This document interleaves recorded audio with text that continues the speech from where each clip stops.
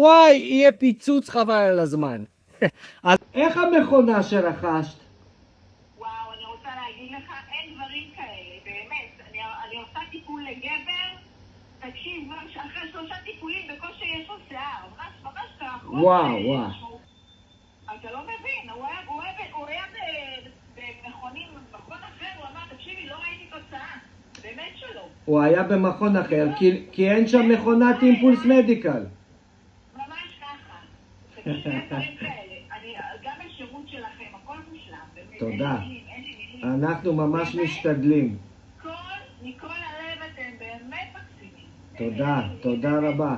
ותבואי לבקר אותנו, נו, עם כוס קפה. איך שלא, בטח שאני אבוא בהזדמנות הכי קרובה אני באה. תודה. מה זה, אני ממש אוהבת אתכם, אני ממש, אין דברים כאלה. תודה רבה, תודה. זה ממש מחמם את הלב, תודה.